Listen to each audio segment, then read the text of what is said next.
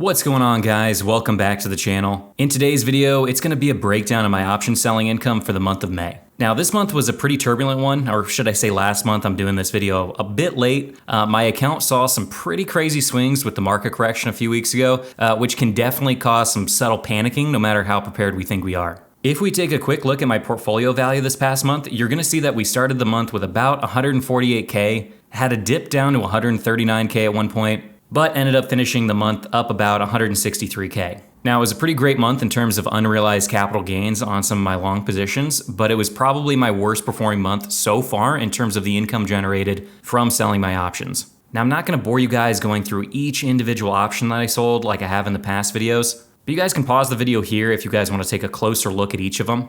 What I'm going to do is go through some of the larger positions for the month and go more in depth on some of my losing trades for the month. Like I already said before, this was my worst month so far selling options, generating a total of $2,857.86. My largest gains from the month came from AMD pulling in $390.26. That also includes a loss of $142.06. Next up, I had Coin, which I made $1,599.43. I also had Disney making $581.20, Palantir making $289.60, which also includes a loss of $153.13. And my last big winner for the month, like always, Tesla made $988.93. Now, the largest losses in the account came from puts I sold against AMD, Chewy, Discovery, Micron, Rocket Mortgage, and like I mentioned before, Palantir. Now, these were all realized losses for the month of May, and you'll see that in the little page here, the cost basis page.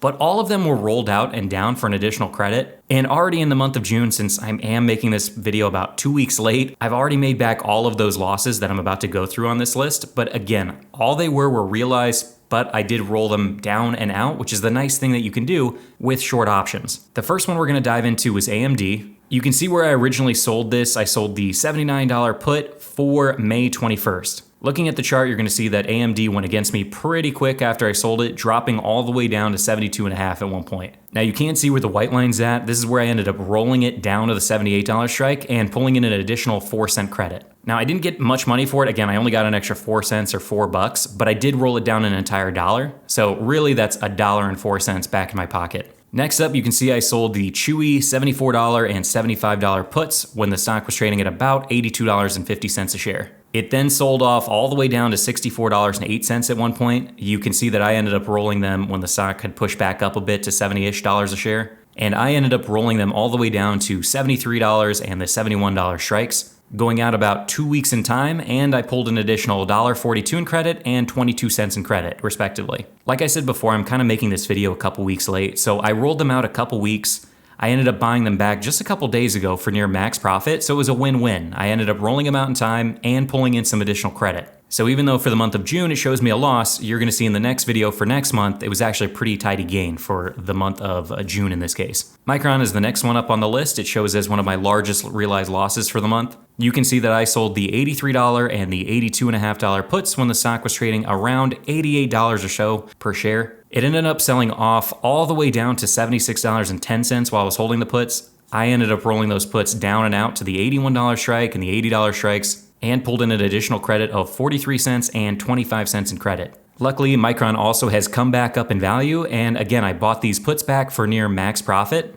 So again, another win on this one, rolling them down and out in time. So even though it's going to show a loss for my May income report, June is going to show, again, a nice little tidy gain, just like on Chewy. Next up, we got Palantir, which is actually one of my smaller losses for the month. I sold the $22 puts for May 7th when the stock was around $24 a share. Palantir then sold off to a low of $16.35, but I ended up rolling those $22 puts down to the $21 strike and moved them out 2 weeks for an additional credit of 15 cents each. I ended up buying those back for near max profit, so like I said before, it worked out in the end, but it did show up as a realized loss for the month of May. Rocket Mortgage is next up, and it was by far my worst trade for the month. You can see that I had a realized loss of $1,240.28 for the month of May. Here you can see I originally sold the $21 puts for May 21st, and the stock sold off all the way down to $16.22. I ended up rolling these strikes down to the $20.89 strike for the 18th of June for an additional credit of 2 cents. This was my weakest roll yet, only rolling it down 11 cents and generating an additional 2 cents in income. But sometimes it's hard to manage these options when they go really deep in the money. So it was the best that I could do for the time. And luckily, since then, Rocket has come all the way back up. Now, it's not quite at that $20.89 strike. It's hovering around $20 today. But I've made back nearly all of that loss. I think I'm up about $1,200 right now on the position, so I'm basically break even at the moment. Hopefully we see Rocket come back up in the next couple days and I can close those out for a profit, but if not, I'm just gonna end up rolling them out in time again and generating another credit. Now the last one on the list is gonna be Discovery. I had the $37.5 and $35 puts on Discovery, which I sold when Discovery was $39 a share. At one point, I could have bought the 35s back for practically nothing and the 37.5s for about 80% profit, but I really wasn't paying attention and I missed out on it. And within a very short time, we're talking minutes here, the stock had dropped all the way back down to the $35 range and eventually went all the way down to $30.56 a share. I ended up rolling them out just shy of a month and pulling in an additional 25 cents and 55 cents in credit. Since they're so deep in the money at that point, I wasn't able to roll them down and stay within a preferred time frame. Looking back, I would have had to gone out all the way to October just to roll them down to the 32.5s. And generally, I really don't like rolling out further than 60 days at the absolute max. So instead, I just kept them both at the same strikes and pulled in some additional income. Looking at Discovery now, it's basically staying in the same range, trading at about $30. Hopefully we see it come back up to that $35 range. And I believe in Discovery for the long run, so I'm willing to hold on to it for some time and see how things go. And hopefully we'll see a comeback in the near future. Otherwise, I'll just keep rolling them out for some additional premium. Now, those were all my losers for the month, but like I said, since I'm doing this video a couple weeks late, I can tell you that almost all of them have already been bought back for near max profit. And all of that profit will go to the June income report, and I'll be sure to cover it all in the next video. Now, just as a little recap, including all of the realized losses we just talked about, I ended up generating just shy of $3,000 of income for the month. Now, if you've been watching these videos since the beginning, my original goal was only to make $2,500 a month, but since then I've kind of updated my goals. I'm now trying to generate about 2.5% in income each month on my overall portfolio,